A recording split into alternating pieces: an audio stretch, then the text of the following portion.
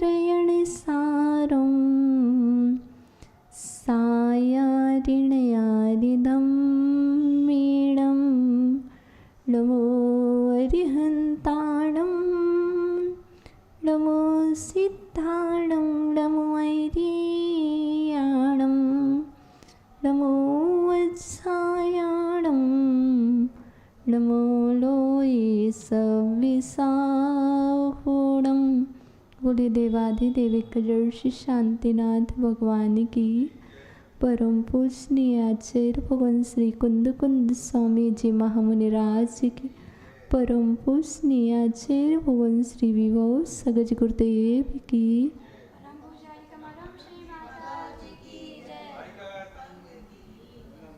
जैसा कि बहुत दिनों से स्वाध्याय रयणसार ग्रंथराज जी का चल रहा है और पहले भी कहा था, आज भी कह रहे हैं, रयणसार ग्रंथ का मतलब है रत्नों का सार। और यह सायार नयार धम्मेणम अर्थात सागार, जो गार मतलब घर, सा मतलब सहित है, जो घर से सहित हैं उन्हें कहते हैं सागार। अनगार, अन मतलब रहित, गार मतलब घर, जो घर से रहित हैं उन्हें कहते हैं अनगार। अर्थात यहाँ पर श्रावक और साधु के लिए इस ग्रंथ की रचना हुई है। पर पढ़ते हुए और सुनते हुए और सुनाते हुए ये ध्यान रखना है कि हमें जहाँ पर साधु की बात आए वहाँ पर श्रावक के लिए भी जागृत रहना है, और जहाँ श्रावक की बात आए वहाँ साधु के लिए भी उस चीज़ को जागृत रहना, क्योंकि यहाँ पर जो ग्रंथ की रचना है वो दोनों के लिए है। और इस ग्रंथ की एक विशेषता है कि जो पढ़ रहा है उससे सिर्फ, हमने पहले भी कहा था, आज पुनः कह रहे, इस ग्रंथ को पढ़ते हुए ग्रंथ में मुझे सिर्फ अपने आप को देखना है। जैसे ना भोजन करते हुए क्या करते अपन, मेरा पेट भरा कि नहीं, मेरा मतलब ग्रंथ को पढ़ते हुए मुझे ये देखना है मैं कहाँ तक ठीक हूँ, और जो जो दोष लगे उसको निकालना है। अर्थात इस ग्रंथ में बहुत पहले भी सम्यक्त का वर्णन आया, बाद में भी सम्यक्त का आया, पर पहले जो सम्यक्त का वर्णन आया था वो दूसरे तरीके से बता रहे थे, बाहर का, कि आपके अंदर ये तो नहीं है, ये तो नहीं है, सात भय तो नहीं है, आठ दोष तो नहीं है, पंचगुरु के भक्तों की नहीं हो, ये सब चीज़ चली। अब जो यहाँ पे सम्यक्त का जो वर्णन आ रहा है वो कोई अलग ही यहाँ पर बता रहे हैं। अब आत्मिक परिणाम होगा कि अब आपके आत्मा के जो परिणाम हैं कहीं वो परिणाम विचलित तो नहीं हो रहे। यदि परिणाम विचलित हो रहे तो वो परिणाम विचलित होने का तात्पर्य सम्यक्त से विचलित होना। हम कहते हैं हम फिसल गए, स्लिप हो गए, अर्थात आगम से स्लिप होना भी क्या है, सम्यक्त से पतन की ओर गिरना, सम्यक्त से स्लिप होना। तो यहाँ पर जो आज हमें अभी बताया गया है कि गाथा नंबर 100 लेना है। देखो ठीक है, कोई बात नहीं, गाथा लेंगे अपन 100 नंबर की। तो यहाँ पर आचार्य भगवान एक बहुत प्यारी सी बात कर रहे हैं जो मुझे बहुत अच्छी लग रही है। अपसहावो सुत्तो, अपसहावे सुत्ता, सुत्ता मतलब सोए हुए हैं। अपसहावे, क्या हम आत्मा के स्वभाव से सोए हुए तो नहीं है?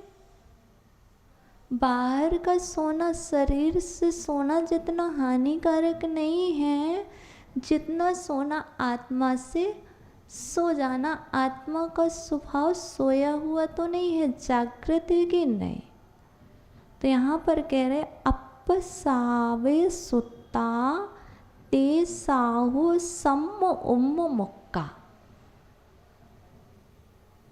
यदि साधु आत्मा के स्वभाव से अर्थात आत्म कल्याण की भावना से सो गया है,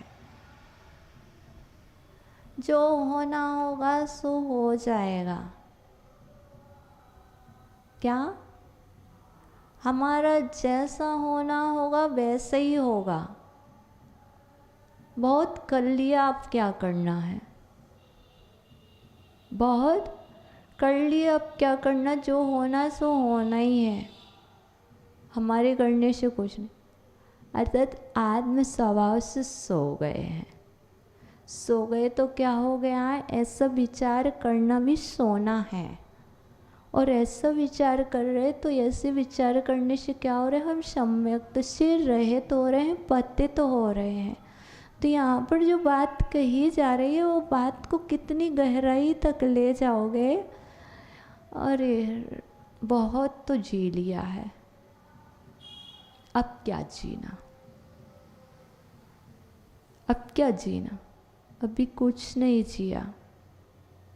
अभी तब तक जीना है जब तक कि सिद्ध ना हो जाए।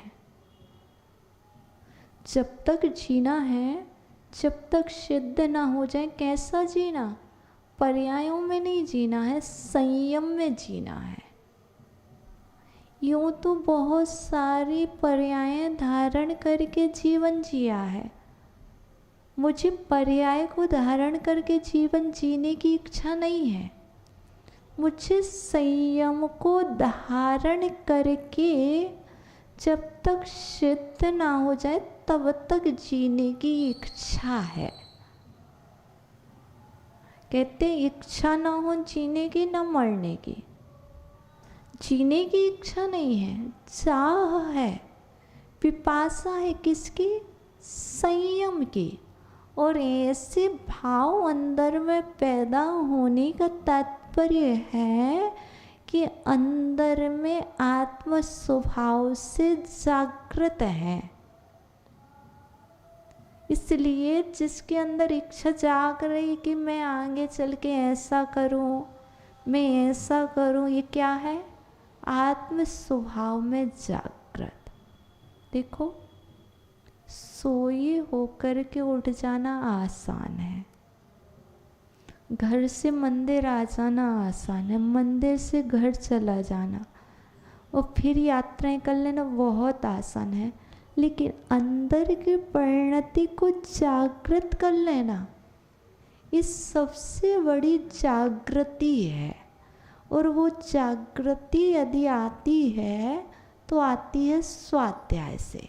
स्वाध्याय में संबल देता है, स्वाध्याय साहस देता है, शक्ति देता है, ऊर्जा देता है। यदि इधर उधर की चर्चाएं करेंगे तो क्या होगा, शक्ति लॉस होगी, शक्ति की क्या होगी, हानि होगी।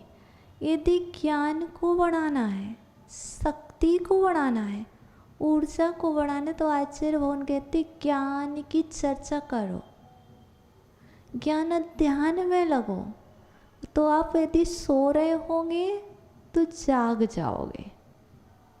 क्या, सोते हुए को जगाना है तो स्वाध्याय करो।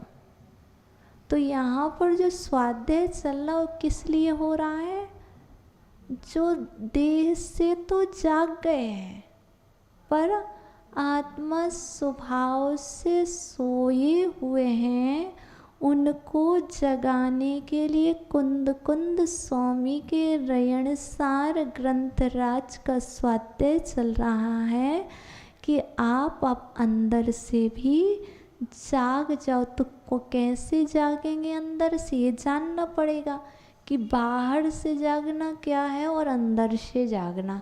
तो हमें तब तक समझ नहीं पड़ेगी जब तक हम गाथा को पूरा नहीं पढ़ेंगे।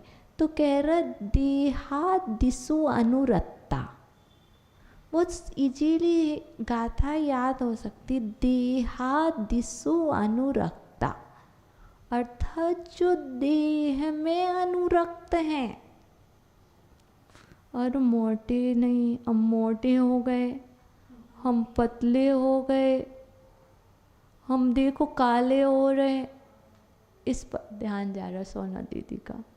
क्या हुआ, किस पर अनुरक्त है? देह में। तो क्या हुए सोना?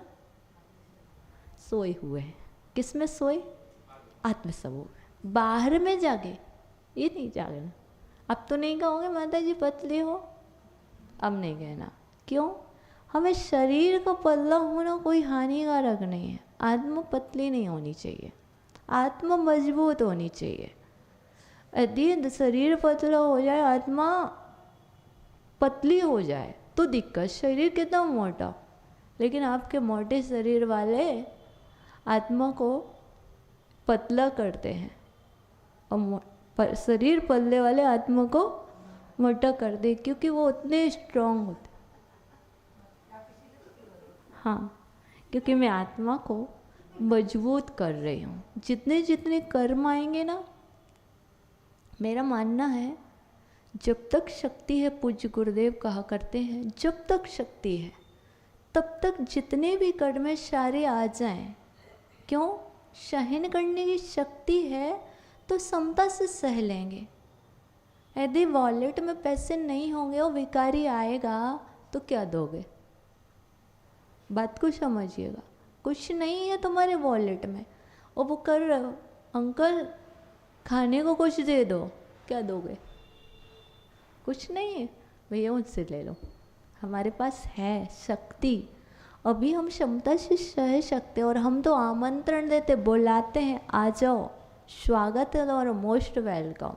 क्यों? हमारे अंदर शक्ति है तभी तक। और जिस दिन शक्ति नहीं होगी तो अपन क्या करेंगे? रोएंगे, बिलखेंगे, और बिलखेंगे तो क्या होगा? कर्म नवीन बांधेंगे, और नवीन बांधेंगे तो फिर से हमें भोगना पड़ेगा। इसलिए यहाँ पर कह रहे देहादिषु अनुरक्ता, देह में आसक्ति नहीं है। यदि है तो आत्मा शुभों में सोए हुए, यदि आसक्ति नहीं है तो जागे हुए। ये देह कुछ करने वाली नहीं है। जब तक मिली है धर्म कर लो। इस देह का फल क्या है मनुष्य पर्याय का?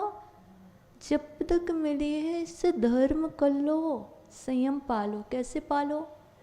जितना हो सके, जितना हो सके। अति भी नहीं कह रहे, जितना आसानी से हो सके उतना कर लो। और करना चाहिए, क्योंकि ऐसा नहीं करना चाहिए, शक्ति को छिपाना नहीं चाहिए। यदि शक्ति को छुपाते तो चोरी, और शक्ति को छुपाने से शक्ति क्षीण होती है। तो शक्ति छुपाना नहीं चाहिए, पर शक्ति को बढ़ाना है। क्योंकि मैंने हरिवंश पुराण पढ़ा, आपने भी पढ़ा होगा, और हरिवंश पुराण में लिखा है जितनी जितनी साधना करते हैं उतनी उतनी शक्ति आती है। मैं आपको बताऊं, एक दिन वो था, एक टाइम भोजन कर लिया दी तो क्या चक्कर खा के गिर गए। कभी कर लिया बाई चांस, करते तो थे ही नहीं। यदि बाई चांस नियम लेके कर लिया तो क्या उस दिन चक्कर खा के गिरना। रात्रि में पानी छोड़ दिया, नियम ले लिया तो प्यास लगना, ये नियम। पर जैसे जैसे करने लगे अब तो कुछ नहीं होता। अब तो भूख भी नहीं लगती, प्यास भी नहीं लगती। कहीं मतलब पीऊँ भी ना तब भी दूर दूर तक नहीं लगता। तो जैसे जैसे संयम को ग्रहण करते हैं तो संयम की शक्ति भी अपन को प्राप्त होती है। ऐसे ही स्वाध्याय अपन करेंगे तो स्वाध्याय से अपन को शक्ति प्राप्त होगी। बैठेंगे तो बैठने की शक्ति आएगी, और नहीं बैठेंगे तो अपन बैठ भी नहीं पाएंगे। खड़े होकर सामयिक करोगे तो एक दिन दिक्कत होगी, गुरुदेव कहते हैं। फर्स्ट बार जब हमने नियम लिया, मेरे को 11 माला करनी है। मैंने बॉम्बे में नियम लिया 11 माला करनी। पहली बार जब 11 माला की माला पकड़ के खड़े हो गए, और नियम क्या लिया था? खड़े होगी करनी। खड़े तो हो गए, 2 घंटा लग गए, वो 11 माला की माला ही ख़त्म ना हुई। यार कब तक होगी, कब तक होगी। वो तो घबरा गए थे हम तो, अरे इतना टाइम लगता, क्योंकि माला की नहीं कभी, अब करें तो कैसे करें।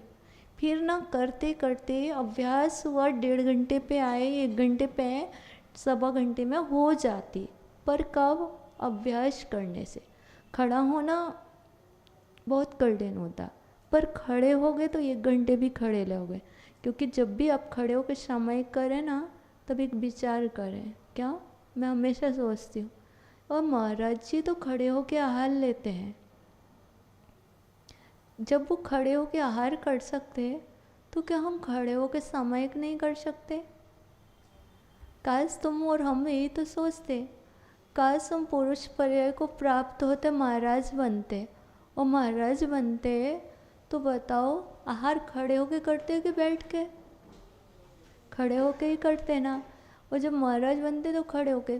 तो अभी महाराज यदि बनने की इच्छा है, पूज्य गुरुदेव कहते महाराज बनने की इच्छा है, तो अभी से सामयिक खड़े होके करना प्रारंभ कर दो। जब 48 मिनट खड़े होगे तभी तो 1 घंटे आहार में भी खड़े रहोगे। अभ्यास जरूरी है। तो यदि कोई माताजी और सामयिक खड़े होकर कर रही, तो मतलब क्या है? इसका मतलब ये है, भावी समय में, आगामी समय में ये भावना भा रहे हैं कि हम भी मुनिराज बन करके खड़े होकर के ध्यान लगाएंगे कायोत्सर्ग मुद्रा। पर वो ही करेगा जिसे देश में अनुरक्त नहीं होगा।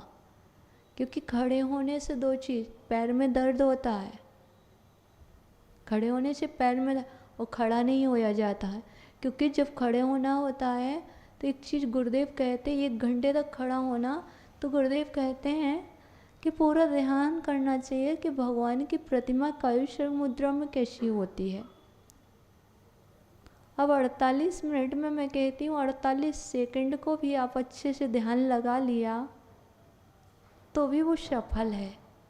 2 मिनट को भी आप खड़े हो लिए तो भी सफल है। तो वही खड़ा होगा जिसे देह से ममत्व भाव नहीं होगा, अनुरक्त नहीं होगा, वो खड़े होगा। ठीक है। तो अपन सबको क्या करना है, कभी खड़े भी होना है, कभी बैठना भी है।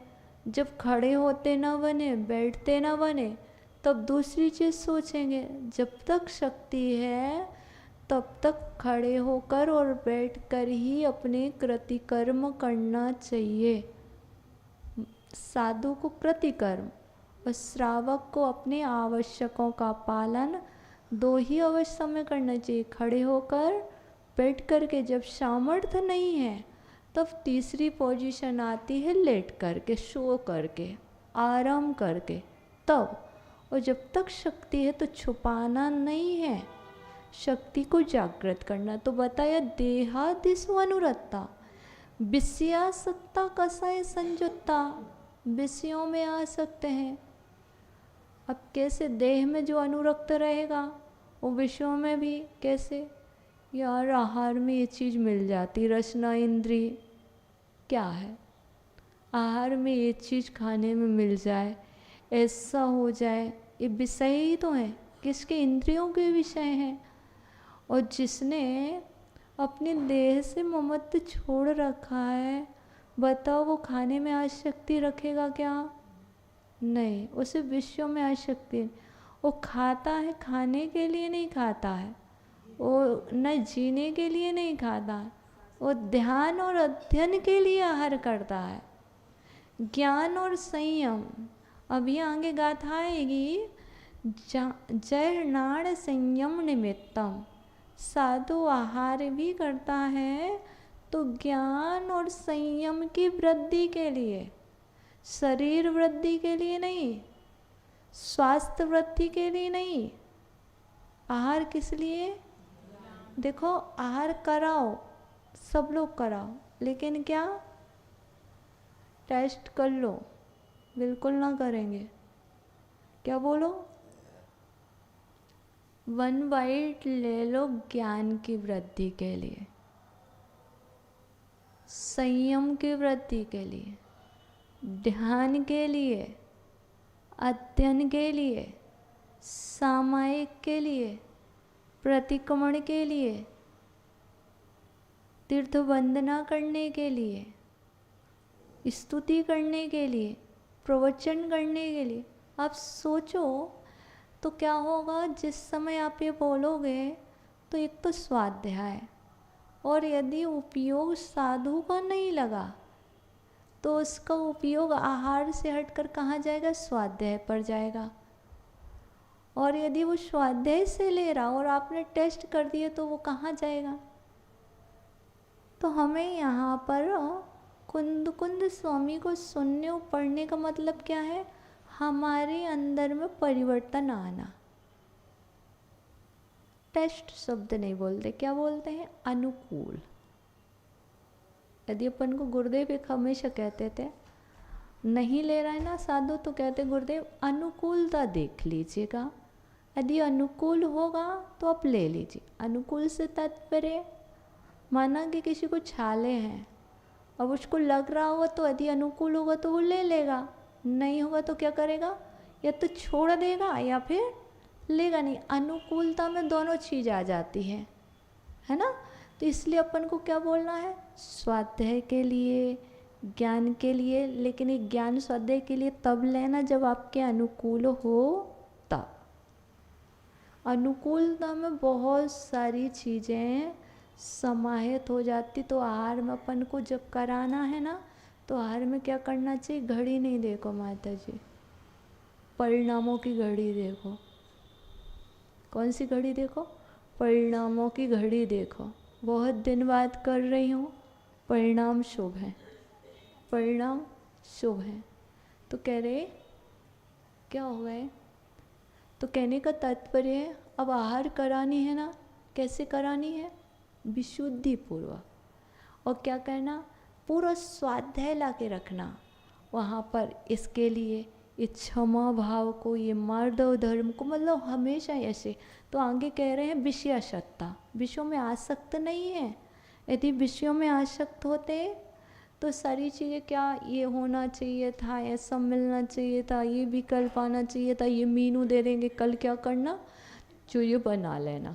नहीं, हमें विषयों की आवश्यकता है ही नहीं कि हम मीनू दें तुम्हें, हमें पसंद क्या है, तुम तो बनाओ, हम तो उसमें से देखेंगे कि हमें तो ज्ञान और संयम के पालने की इच्छा है और वृद्धि की इच्छा है। ये पक्का है कि मुझे ज्ञान और संयम पालना है।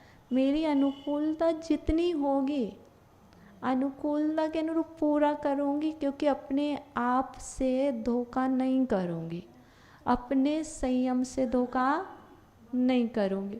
मुझे संयम से वैराग्य नहीं आया, किससे आया, पाप से। मुझे प्रताप भैया पाप से वैराग्य आया, परम पिता से वैराग्य नहीं आया। तो अपने आप धोखा नहीं करूँगी। आगे कह रहे कसाय संयुक्ता, कसायों से युक्त हो गए तो क्या हो रहा है, आत्मा स्वभाव में सोए हैं। क्यों सोए हैं, क्यों, यदि क्रोध कर रहे हैं तो कहाँ सोए हैं, आत्म स्वभाव में सोए हैं। और हमें क्रोध आता है कब, जो हमें ना स्वाध्याय से दूर करता है, जो हमें मंदिर से दूर करता है, तो हमें क्या आता है, क्रोध। क्योंकि हम अंदर में नहीं सोए, हम बाहर में। इसलिए हमें यहाँ पर ये ध्यान रखना। तो कह रहे ऐसे प्रमादी लोग, कौन से, यहाँ पर स्पष्ट कह रहे हैं ना, अपसावे सुता तेसा हो सम परिमुखा। मतलब क्या, ऐसे प्रमादी लोग, चाहे वो श्रावक हों, चाहे वो साधु हों, चाहे वो साथी हों, चाहे वो साथी हों, वो सम्यक से रहित हैं। हम जानते हैं भावों को सबके पढ़ते हैं, ये भी हम जानते हैं। बट हम ये बात कह रहे हैं ना, हम 1% भी अपने आप को धोखा नहीं देंगे, 1% भी धोखा नहीं देंगे। अनुकूलता नहीं होगी प्रताप भैया, तो आपसे जैसे कह दी थी परसों, मैं 10 मिनट भी तुम्हें नहीं दे सकती। अनुकूलता नहीं है, यदि तुम कहो कि 10 मिनट बोलना, तो भी मैंने क्या कह दिया, मैं नहीं बोलूँगी। और जब तक अनुकूलता नहीं है तो मैं नहीं बोलूँगी। यदि मेरी अनुकूलता है और मैं छुपाऊंगी तो मुझे अचौर्य महाव्रत में दोष लगेगा, क्योंकि मैं अचौर्य महाव्रती हूँ। और अचौर्य महाव्रत का मतलब है कि अपने आप से भी चोरी नहीं करना। तो हम बिल्कुल भी चोरी करना नहीं चाहते। और सत्य महाव्रत है तो झूठ भी नहीं बोलूँगी। यदि शक्ति है और हम कह रहे नहीं है, शक्ति है तो मैं करूँगी, और नहीं है तो कह दूँगी शक्ति तो है पर आज करने का मन नहीं है। क्योंकि आत्मा में शक्ति अनंत है। आत्मा में शक्ति कितनी है? अनंत है, अपरिमित है, परिमित नहीं है। इसलिए हमें उस परिमित नहीं मानना, परिमित शक्ति को जागृत करना है। उन 47 शक्तियों को जागृत करने के लिए इस शास्त्र मिला है। और इस शास्त्र में आगे कल बहुत प्यारी गाथा आएगी। आगे अभी 4 से 5 दिन तक इतनी प्यारी प्यारे गाथाएं हैं जो अपने आप को झकझोर देने वाली हैं। कैसे आहार करना, कैसे विहार करना। आपका 30 मिनट का प्रवचन पूर्ण हुआ। अब हम जिज्ञासा समाधान प्रारंभ करते हैं भैया।